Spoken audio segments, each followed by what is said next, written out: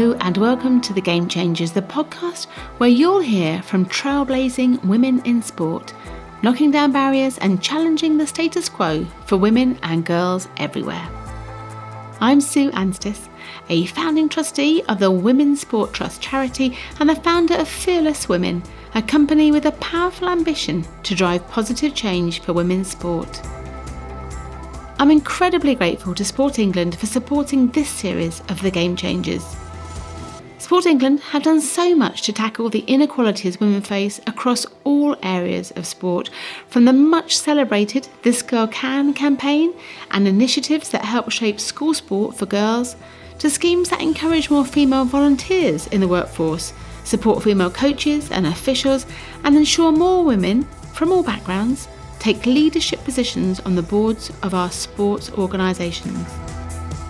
As women's rugby continues to grow at an incredible rate, I am thrilled to say that my guest today is Katie Sadleir, General Manager of Women's Rugby at World Rugby. A former elite athlete herself, Katie led the transformation of New Zealand's high-performance sports system and in 2016 received a Lifetime Achievement Award for her contribution to sport in New Zealand over the past 25 years. I'd heard Katie refer to herself as a child of the Commonwealth, so I asked her to explain what she meant by that.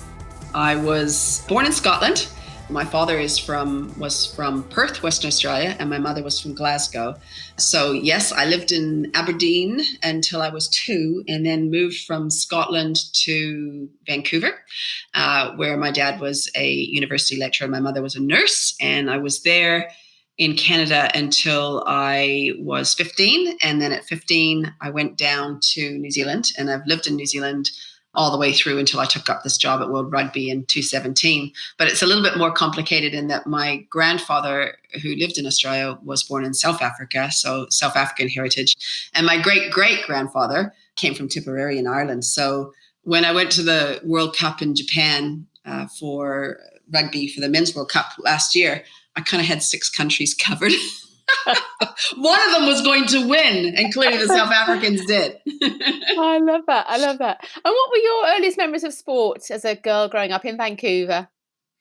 Well, I was very involved in aquatic sports, and in Vancouver, I sort of started out as a competitive swimmer, and then at quite a young age, I got involved in synchronized swimming. It was kind of, when you're involved in swimming and aquatic sports, really high time demanding. So, by the time I was 13, I was doing sort of 35 hours a week of training. So it became more than a sport. It became almost like an occupation, but I loved it. And, obviously Canada is a country, well, like all the countries that I've lived in, that is a very active nation. So there was lots of women role models around in terms of both in the aquatic world, but also in sport full stop.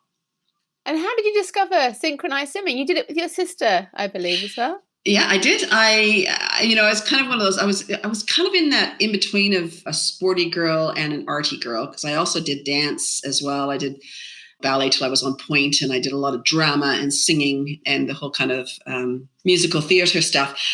And maybe that was the link with synchronized swimming, but I started off. My parents really believed that everyone should swim. So I have a younger brother and an older sister. We were definitely in the pool for a lot of our younger lives. And then my sister started, first of all, she got involved in synchronized swimming. And I used to think, this doesn't seem to be very fair. I was being left behind with my dad and my brother, and my sister was taking off around Canada, competing in different competitions. So I joined actually following her.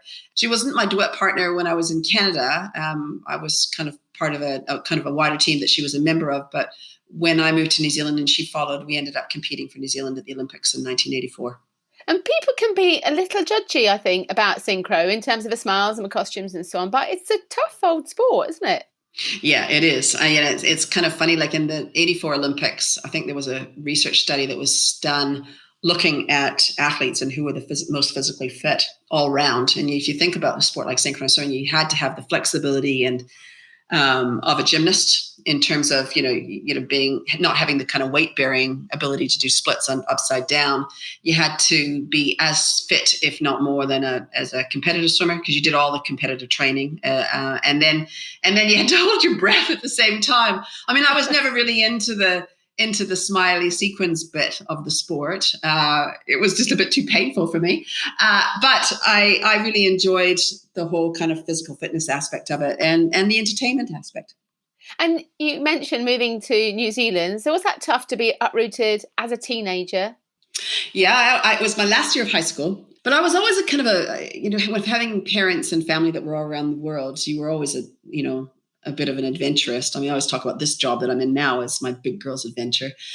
So from that perspective, I liked to go different places. And I always sort of knew that, if I didn't like it, I could come back. My sister didn't come to New Zealand initially. She stayed and she moved to Calgary and swam for another year. So didn't come down for another couple of years. So I went down with my parents. And then I did decide, I thought, oh my gosh, my friends were so important back then. I did go back and I did my first year of university at UBC in Vancouver and played water polo. And that's when I picked up the love of water polo and played water polo across Canada and down, kind of the Canadian American side. And then I played it when I got back to New Zealand as well. But after being away for a year, I kind of realized that, particularly I think it was at Christmas time, that home is where your mom and dad are. So I did move back down to New Zealand and my sister followed. And so then we continued on with our sporting career down there.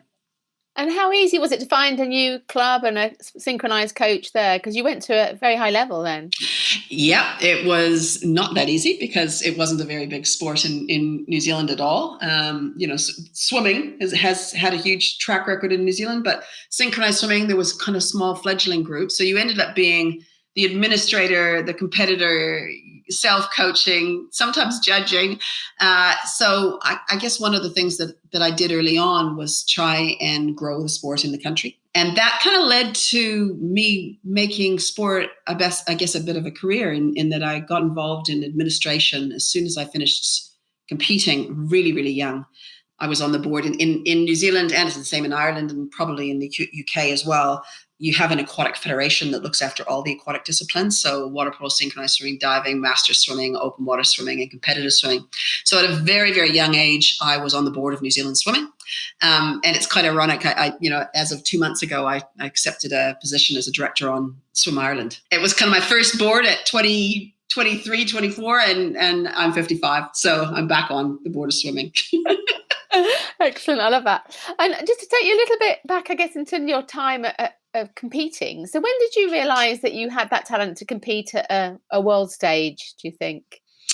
I think that synchronized swimming in Canada at the time, when I was kind of 14 and 15, it was definitely one of the top Olympic sports for the country. So, they were always in the top three, if not it was rivalry between the Americans, the Canadians, and the Japanese back then for the top three medal potential. And before I left and went to New Zealand, Canada didn't have a centralized program. They basically picked club teams that did well at the national championships to represent themselves. So I'd actually represented Canada. The year before I moved to New Zealand, I was chosen in a team that came and swam in 2 or 3 competitions in Switzerland and in Belgium. That really gave me a bit of a taste to international sport. It was great. It's a team sport. So synchronized swimming, at that stage, I was really much more into the eight girls in the water kind of exercise as opposed to doing it only on your own or with a duet partner. And I kind of sort of saw, I had a summer of spending time in swimming pools around Europe and competing in some really interesting competitions and doing quite well. And I sort of thought, well, you know what? I think this is something that I should keep going at. So when I moved to New Zealand, I just kept going. And I guess I was a bit novel because the program wasn't really, really big there. But quickly, with competitions and spending quite a bit of time in Australia, I realized that, that we could do quite well. So I ended up getting a medal at the Commonwealth Games in 1986 in Scotland, which was pretty cool, and did do badly at the Worlds and at the Olympic Games as well. I love the way you just a medal at the Commonwealth Games. So you mentioned there that you obviously were on the board of Aquatics New Zealand. Yeah, Swim New Zealand. It was called Swim New Zealand. Mm-hmm. Yes. And what was the makeup of the board when you came onto it at the time? There was me and I guess when I'm just thinking of all the different aquatic disciplines and 7 men. And I was young. It's kind of funny. People sort of have asked me that question. What was like being the only woman on a board at a really young age. I was so much younger than the rest of the people on the board. So yes, I was a young female, but I was also young in terms of the life experiences of some of the people that were on that board. So that was kind of interesting. But I had a different background, and I think that swimming is a very traditional sport, and it still is in many ways in terms of officialdom, and it can be quite strict. It has quite a lot of culture associated with what you can and you cannot do in that aquatic world. So I was kind of a bit of a rebel, I have to say, sort of coming into a board at a young age, where I was kind of far more casual in my approach to senior administration. And I remember I gave the guys a bit of a hard time, and they put up with me because maybe I was a little bit unique in that we would turn up at meetings in Wellington in boardrooms at Swimming New Zealand offices, and there would be no windows or anything like that. It was a Sunday afternoon. You were really there by yourself, and they would all kind of march up there in their blazers and their suits and their pins and their ties. And I would kind of rock up there in my tracksuit. So, there wasn't a suit and a tie for me at that stage. I mean, I'm 55, so we're talking back a few haircuts. But also, I just couldn't see the point, to sit. And so that whole kind of tradition, although you respect that, and I know for some people that type of thing is really important in terms of officialdom. But to me, it was really, I could imagine that if you weren't very confident, you could find that whole kind of thing rather intimidating in terms of walking into a room with a bunch of reasonably elderly men in suits. Is there anything you would do differently if you know what you know now, going back to that time? I think that probably, and it's even not so much back that time. It's when I've reflected very much on my career. I'm in this role now where my title is General Manager Women's Rugby for World Rugby. And it's the first time, although I am a woman and I've worked in sport for years and years and years and years, it's the first time I've had a title called Women's Sport Person. And, I think in hindsight, when I look at my career, particularly in that early age, you were just going for it. You just went ahead and you did everything you could. And perhaps I could have done more to bring more women with me at an earlier stage. I didn't really think of myself as I am a woman in an administration position and that I should do more to create more roles for more women. I was just really flying by the seat of my pants, trying to be as professional and get things. I've always been someone who works at pace. So it was very much about moving as quickly as possible to cementing the next stage for the future for the sport. But I wasn't really thinking so much about gender back then. And now in hindsight, probably I would. And when I look at the work that I do now with women around the world and some of the barriers for them and the challenges for them and the opportunities that perhaps in hindsight, if I had the wisdom I have now as a 24-year-old, I might have done some things differently. We all might be doing different things, aren't we? You led the establishment of the New Zealand Academy of Sport in the late 90s and helped take a country with a population of just 4 million from 4 Olympic medals at Sydney to 18 at Rio. So what do you feel changed about sport in New Zealand while you were in that role? Well, that was one of the most amazing opportunities. And if you think about your career and you think of some of the really good projects that you've been involved in, and that was quite a big project. I guess that basically what happened was Sydney had been awarded the Olympic Games. And back then we didn't really have a high performance system. We had kind of a grant program where athletes who had talent were given sort of individual grants, but there wasn't sort of like a systematic way of developing talent in the country. So Sydney got the Olympics. The Prime Minister set up a task force to capitalize on the Sydney Olympics, which was made up of business and sport. And I was given the task of being the secretariat for that to start to drive how did we actually turn that into our home games for us, for a country that was never going to host an Olympic Games. After that piece of work, which I was looking at the economic development aspects and how we could actually commercialize, become a host city venue, we realized that we needed to do something on field. And I was, I had been an elite athlete, and I was just in the right place where the government said, we need someone to have a look at what good practices around the world.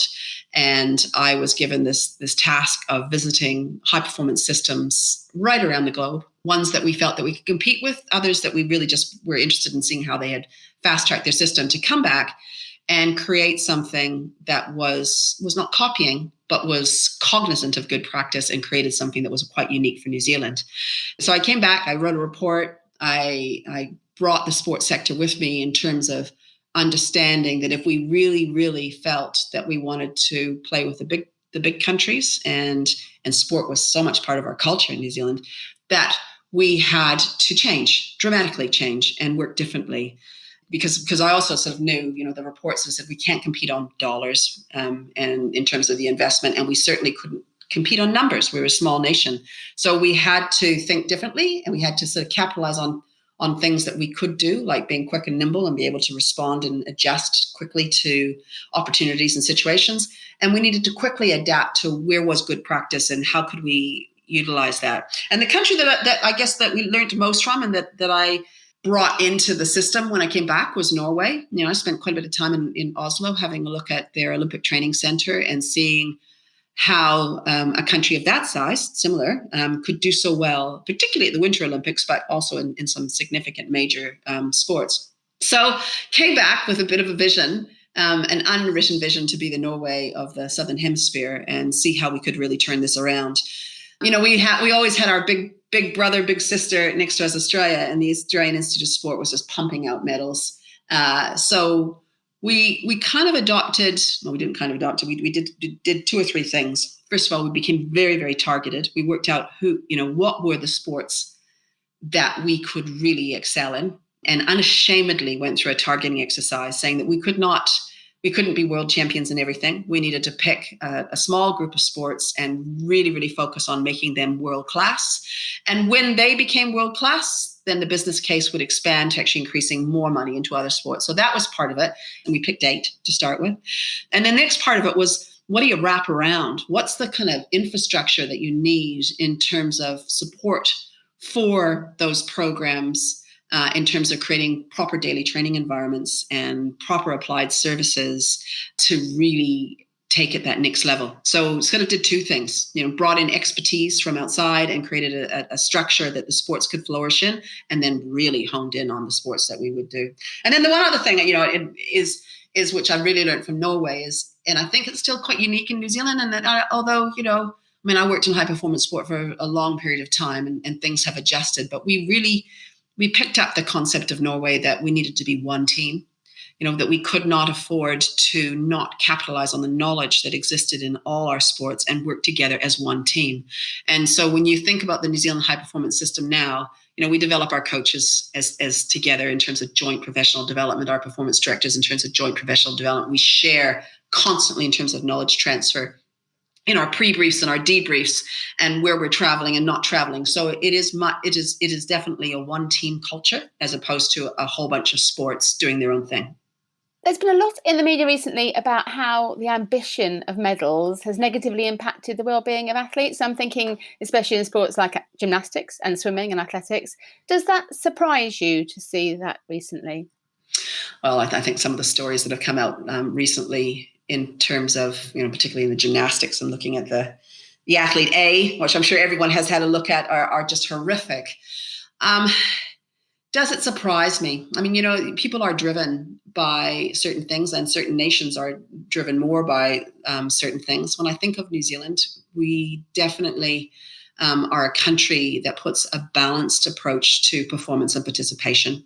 And that has always been really, really important. Although I was an elite athlete, I had a daughter that participated in lots of different sports, and participation and active recreation is very much a part of the New Zealand culture. And so whilst we do have a pointy end in terms of high performance, there is a huge investment in participation and getting people just active. And I think that is as important as the high end, and hopefully the two can mutually drive each other. So it's not about performance for performance sake only. It's about performance because it drives things that are about social change in countries, growing participation, growing national pride, creating that social cohesion, and which is why it's so important right now. And if you think about the countries around the world, and most of them have done this now, where the government, New Zealand government has done that, and Ireland here has done it. I know in the UK, where they've got pretty significant packages about getting sport back up and moving as quickly as important, because sport in a crisis can be the most important and the least important thing. Obviously, sit in the most important thing. You talk about the pointy edge of sport. Do you feel that having more female coaches at that pointy end might perhaps have prevented or changed a lot of those issues that we're seeing now in terms of the negative side of sport? Well, there's a lot of women gymnastics coaches. I don't know. I mean, like, I'll be honest and sort of say I don't know, but I do know that we have to do more for women. We need to have more women role models and leaders in both coaching and non-coaching positions. And it has certainly been something that we have been focusing on significantly in terms of World Rugby, working very, very closely with a wonderful woman from the UK called Carol Isherwood, who's one of our World Rugby Hall of Famers. And she has been working very closely with us to drive a huge transformation in terms of getting more women involved in high performance coaching. But we also need to be quite careful that, that some of the data and the stuff that talks about women coaches talk about, particularly at a club and a junior level, talk about that one of the reasons that they're really good is because they have that kind of mothering instinct. That's not what we're about right now. They're also great coaches. And so, capitalizing and creating opportunities for women who are exceptional leaders in coaching perspective will drive a different group of more women coming through into coaching. So we will see some changes. You were awarded a Lifetime Achievement Award from Sport New Zealand in 2016, I believe. Was there a part of you at the time that thought you might then take a different career path in terms of sport?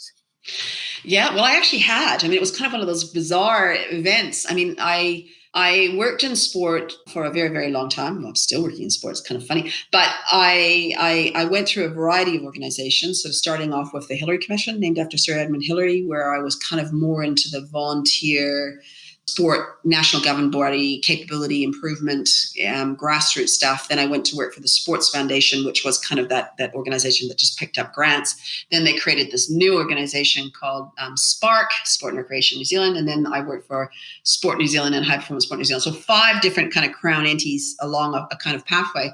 But got to the age of 40 and thought, oh my gosh, I need to apply for a job. And I sat and I talked to a bunch of people that were on boards that I had reported to get some feedback about who I was and what they saw the strengths were. And they all advised me I needed to step out and do some really big jobs in other sectors for a period of time and then step back in if I wanted to.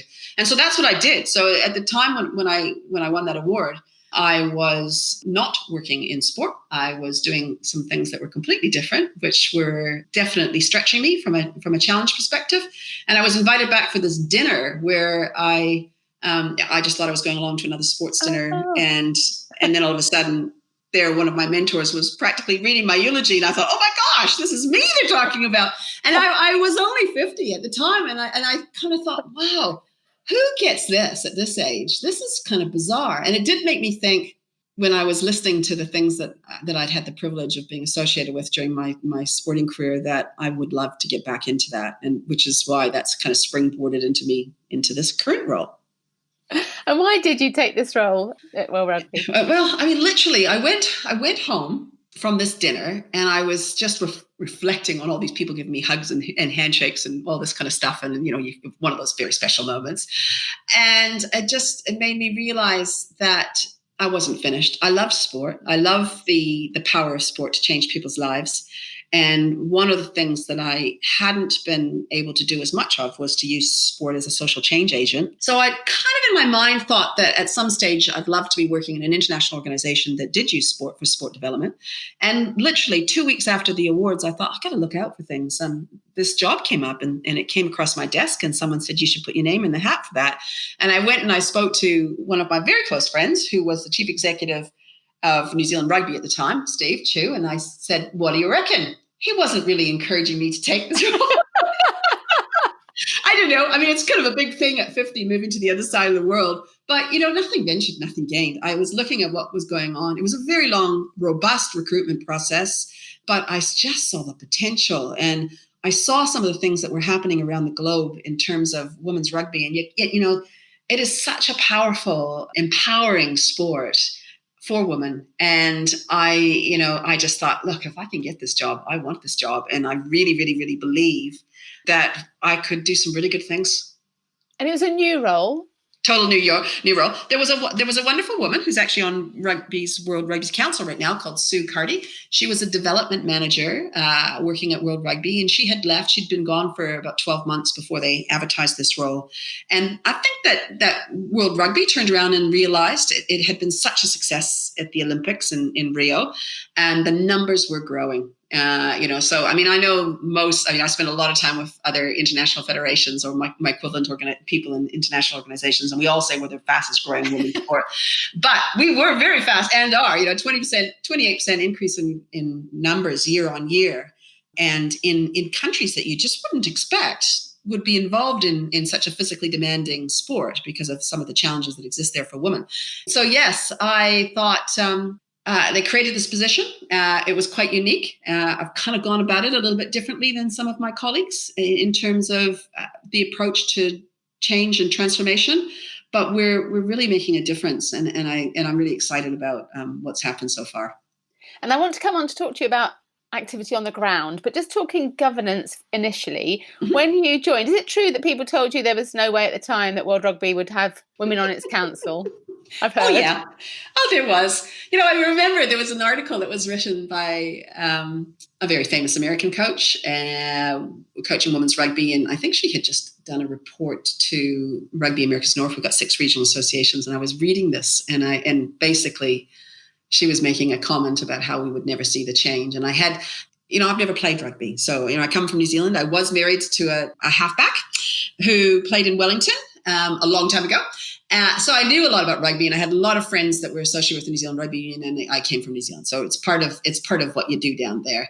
But coming to an organization that had 27% of its population were women playing around the world, and we were governed by a board of 30 men, you do sit there and think, okay, there's some big changes that have to be made around here.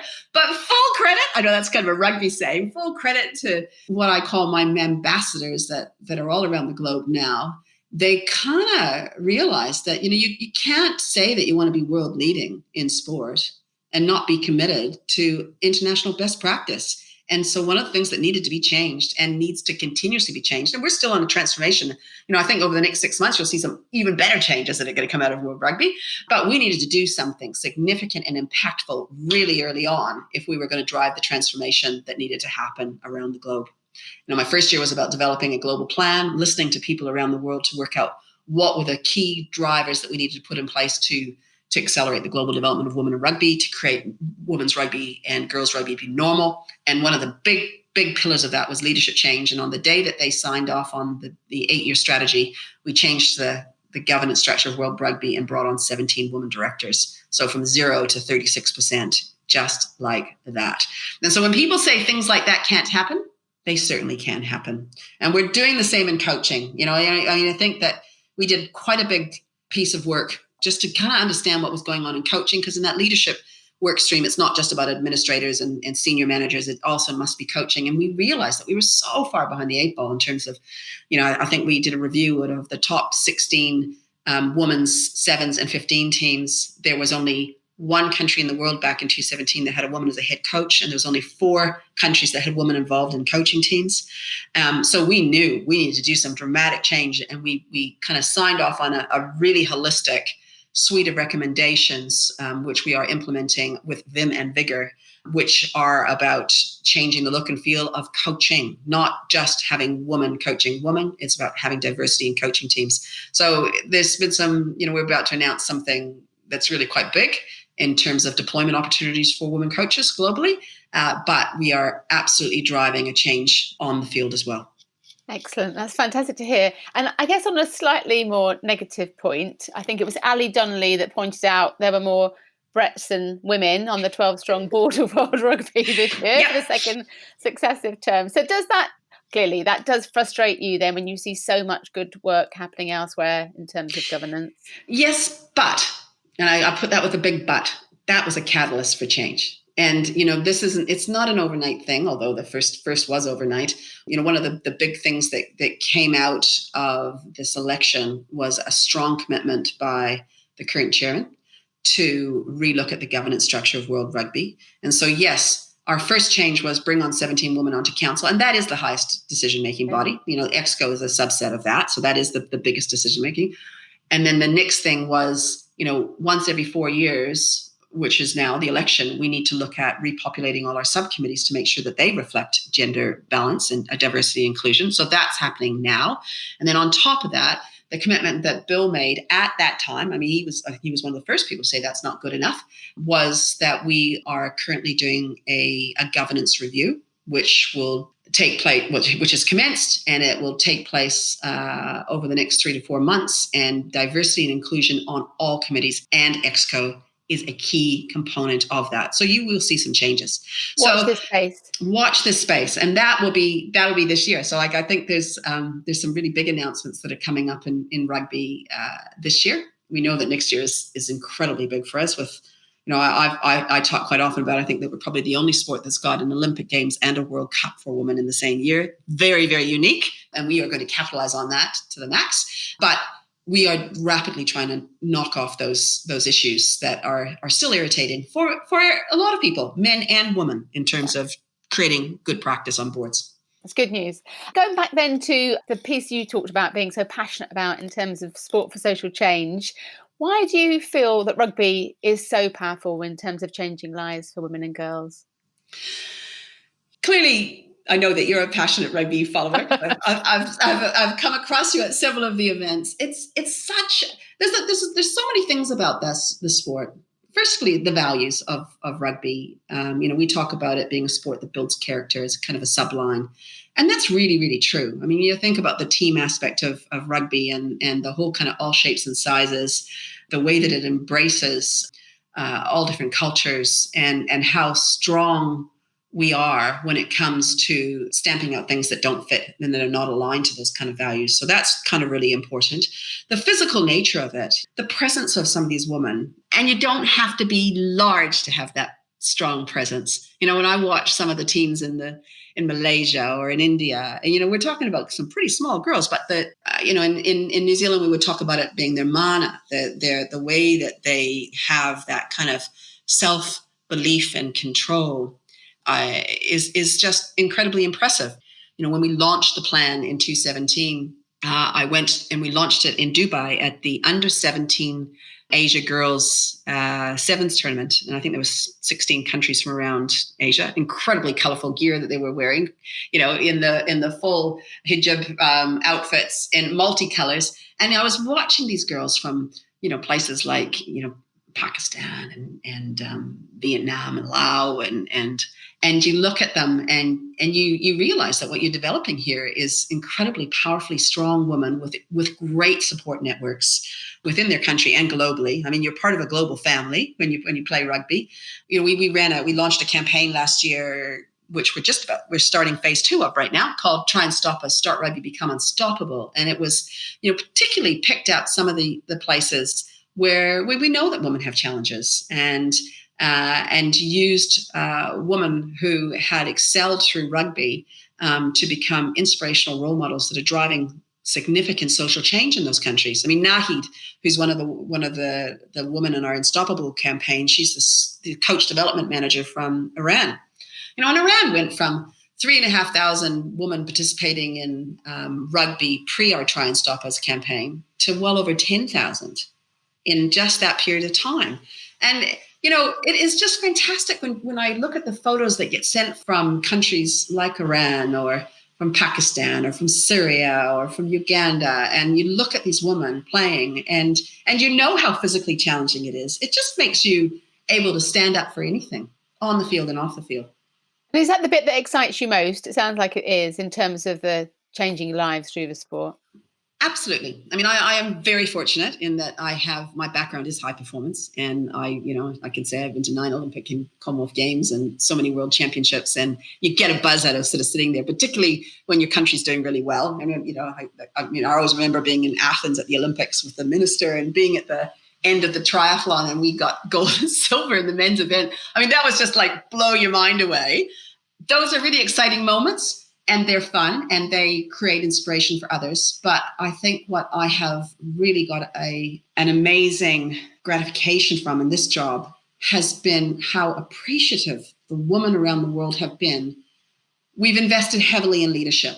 And I know that, you invest in a leader, then that woman changes the lives of others. And then that woman changes the lives of others. And then that woman changes the lives of others. And so if I can do more to support women who have potential and want to lead, then, that is just such a gift. And, you don't get jobs like this very often, to be in that kind of privileged. And and sometimes, as with all sports jobs, you can come home and you can think about the politics and think, how am I going to get that over the line? And then whenever that happens, I seem to get a text from someone, one of these wonderful women that I've, maybe just done something very simple for, and they just say such wonderful things to you. I mean, it does wonderful things for your ego, but you just know that it's so sincere, that their lives are different and that they are doing different things because you've been able to convince others to create opportunities for them. And wow, that's incredibly powerful. You mentioned the Try and Stop Us campaign, which I loved. What is the next phase, or can you give us a sort of hint of what's coming? Yeah, it was a 3-year campaign. So what we've rolled out now, so it was started off globally, where we identified to try and make sure that we had a group of 15 unstoppables that represented the world in terms of diversity and inclusion and shapes and sizes and roles and amazing stories. We've now moved into working with unions and regions to identify their own unstoppables. So what we've done is we've created a series of online assets where unions can identify their own team and do their own social media and have their own local heroes. And that will roll out all the way through ongoing, because it actually helps, particularly although it's been great, some of the major unions are really on board with it as well. But what we were trying to do was to create marketing opportunities for unions that didn't have access to that, to use that kind of campaign to drive participation, profile, and investment. And the next phase, which is something that we're working on now, which will launch in 2021, is looking at that special year called, the golden year of women's rugby, with the Olympics and the World Cup. How we then go and link the unstoppables, probably at a younger age, through to connecting the world to the World Cup in New Zealand, and then taking the World Cup back to the world. So it'll be kind of a mixture of huge, impressive events that will take place, linked to really cool young girls around the world that are doing some pretty amazing things. So yeah, watch the space. It's going to be exciting. Very exciting. You made some very disruptive decisions about branding major championships last year. Can you tell us a little bit about that? Yeah. Ultimately, we have a women's advisory committee that reports into the rugby committee at World Rugby, and it's a really great committee. That's one of the things that we get assessed by the IOC on an annual basis. Every IF does, in terms of its commitment to the gender equity objectives of the IOC. And our women's advisory committee is 50% men, 50% women, and it has been chaired for the last period of time by two really impressive men. First, it was the chief executive of Australian Rugby, Bill Pulver, and he had some really big things he wanted to drive in terms of gender change and diversity on boards with Sir Bill Beaumont. And now I'm working with the vice president of France, Serge Simon, who is really into driving profile competition kind of changes. So, but ultimately, one of the key themes that we're trying to do in terms of what the change state is to normalize women's involvement in rugby. And so that when you think of it as a sport, it's just automatically, it's not a sport that's played by men. And sometimes women play that as well. It's just, get to the stage where it's like an aquatics or a cycling, and you just think about it and it's just a sport. So there's things that we needed to do along the way. One was to change the look and feel of the game and how we actually portray it. So we've spent quite a bit of time looking at our social media channels, how, the kind of things that we pump out. Are they resources that are full of boys, or are they reflective of the fact that it's a gender neutral? So we've done a lot of work on content in terms of getting more woman profiles and woman stories across the thing.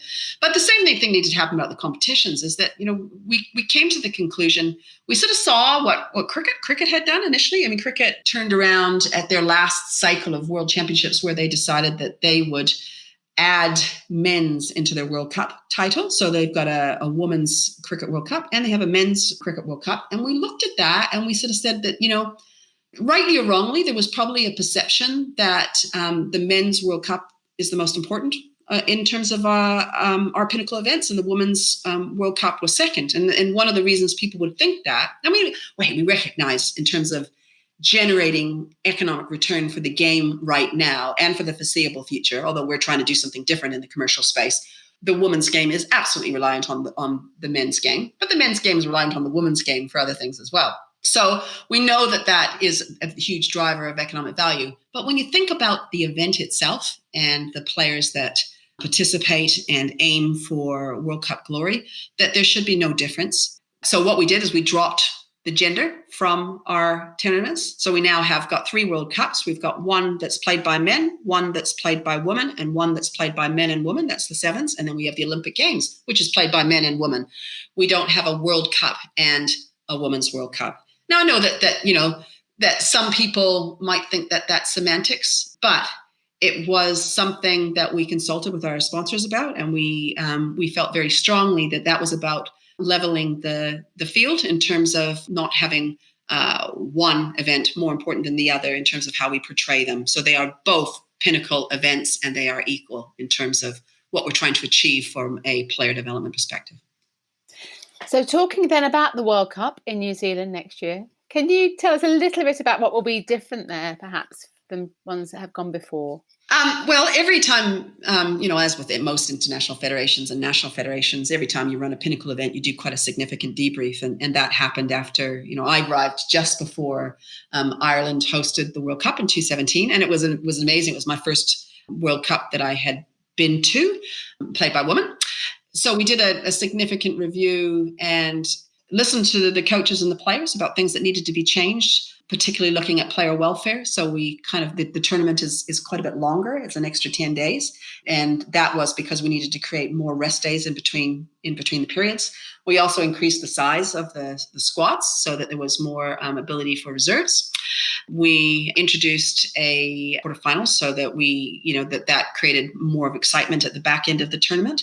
But also, one of the changes that we have done is that in creating a longer tournament, it does have that kind of knockout ability, whereas up until 2017, the women stayed right through to the end. But now, when you're not in the end, you're not in the end. I guess it's not paid for anymore by the host organizing committee. So might be some people that stay because they're passionate about rugby, but it's not part of the test. So we did a variety of things. Going forward, clearly one of the things with the name change, we're looking at really doing much, much more in terms of fan engagement and how we make the tournament as live aspect, because we are in the Southern Hemisphere. It's the first time that the World Cup's been down in the Southern Hemisphere. It will create some challenges in terms of UK and Northern Hemisphere passionate fans that might not be able to get down there. So we are investing in quite a lot more technology in terms of the at-live competition being really, really impressive.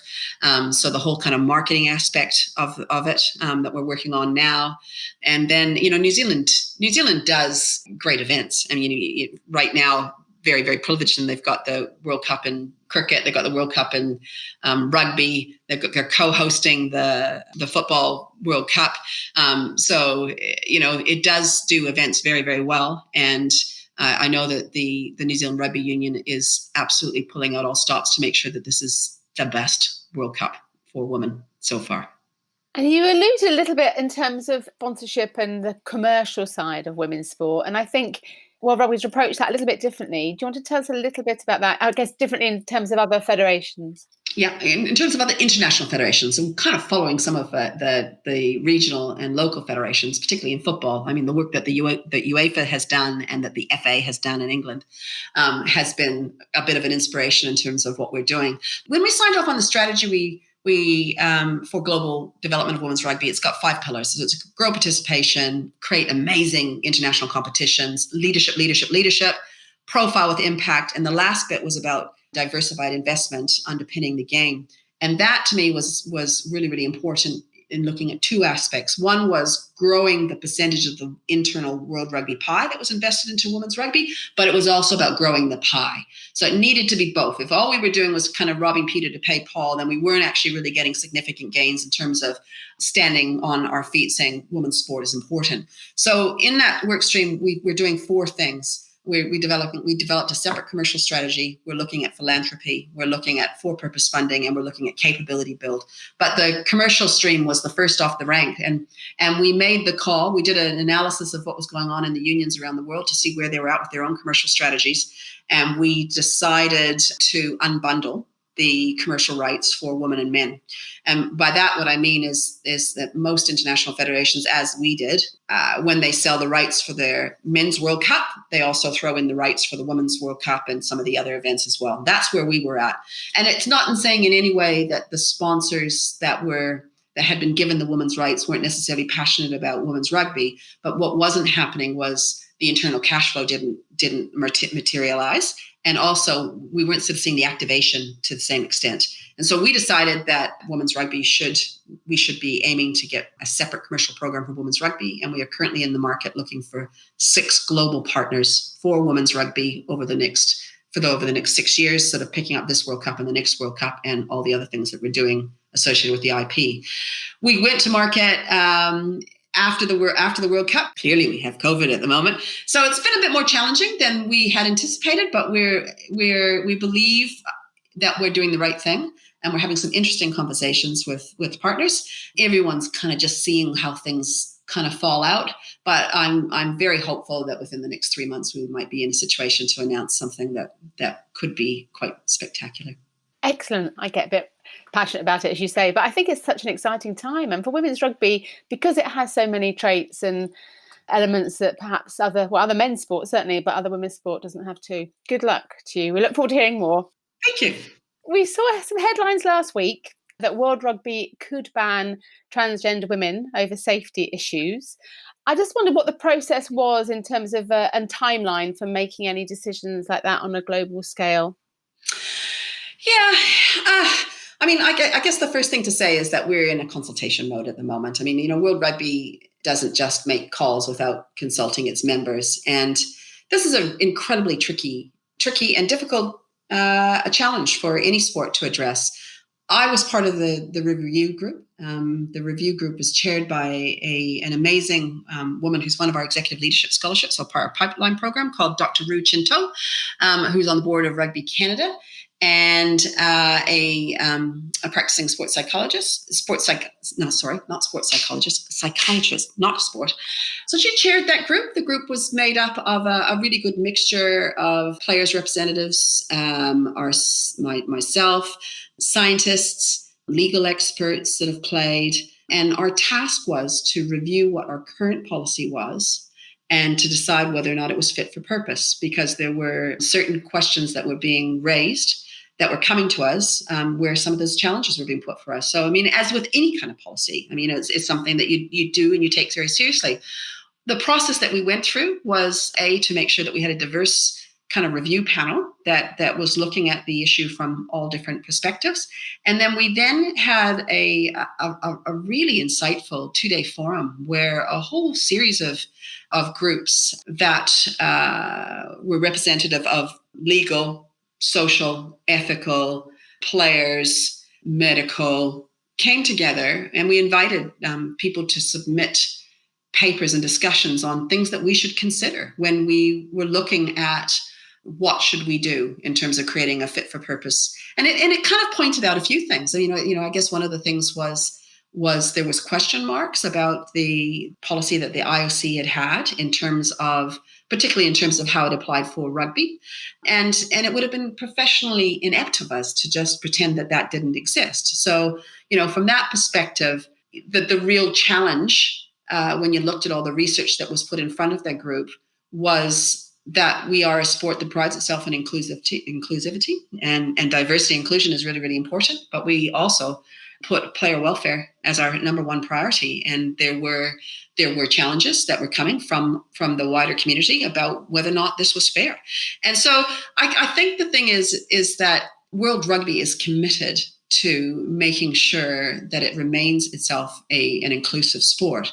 It may very well be that we need to just think about how that happens in a different way. But there has been no decisions made at this stage, and it's kind of interesting. I know that there has been some absolutely passionate women players that have come back and sort of said that, they think this is atrocious, that we're looking at this. I think it would be very, like I said, professionally irresponsible for us to not look at it, because there has been many, many players who said that we need to. So, it's kind of, you're balancing both sides when you're an international federation.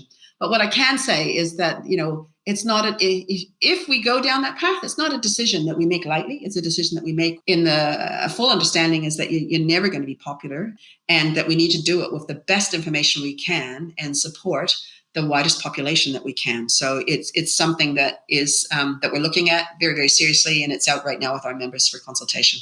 Fantastic, thank you. And finally, for you as an individual, Katie, what would you say your personal goals are for the future? Wow, that's a big one. It's interesting. COVID's given me a lot of opportunity. Like, it was kind of funny. I do a family quiz. I'm in Ireland by myself, so I left my family behind. Well, in saying that, I wasn't married, but my 25-year-old daughter. And everyone laughs because here is the mother, the 55-year-old, off on the big girl's adventure, and the 25-year-old is back working hard on her career. Abby down in New Zealand. But we do a family quiz every fortnight. It was my time to do it this time. And that was one of the kind of questions, that, because you usually sit there and you think about, what am I doing? I mean, and one of the questions was, what was I doing last year versus this year? Last year, I visited 19 countries around the world. It was an incredibly amazing year.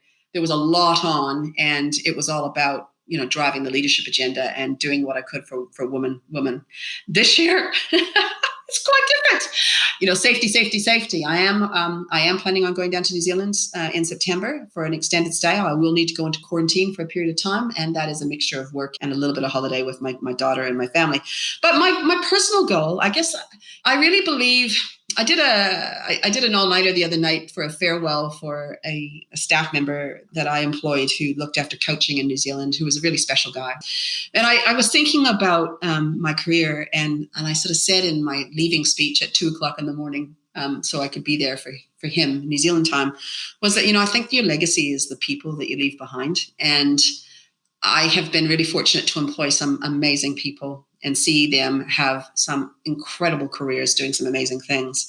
What I really get a kick out of is developing leaders. And, I'll give you a little story. We have this pipeline program for, when we put 17 women on council, people sort of said, where are the women going to come from? And so I said, well, I'm sure there's lots of women around the world, but let's have some money and we'll develop a pipeline program. We have this executive leadership scholarship program. And, there was a woman who was identified, who was the president of Burkina Faso, Roland Boro, and she was one of the first women that I got involved in this scholarship program.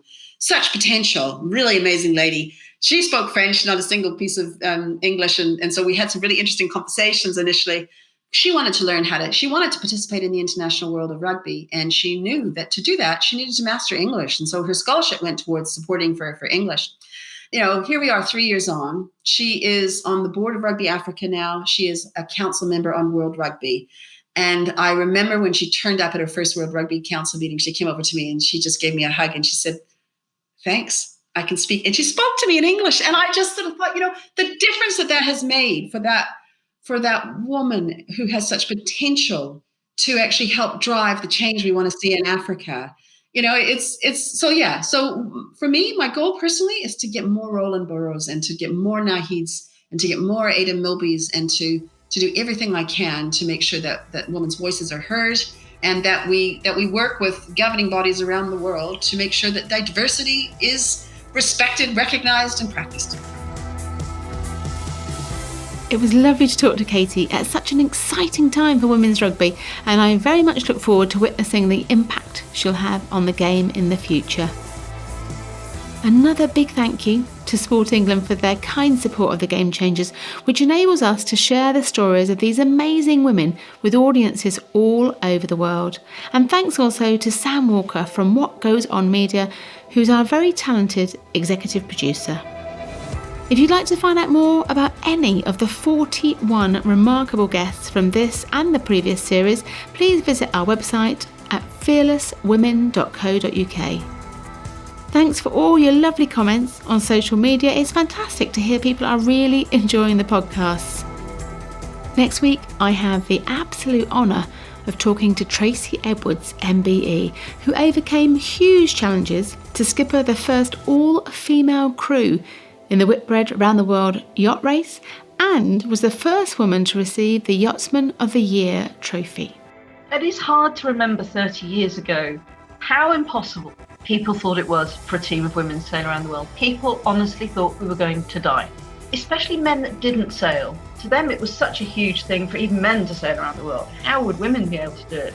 And we had extraordinary responses to the hundreds and hundreds and hundreds of letters we sent out. One of my favourites was, "The thought of 12 of my wife sailing around the world fills me with horror." The Game Changers. Fearless women in sport.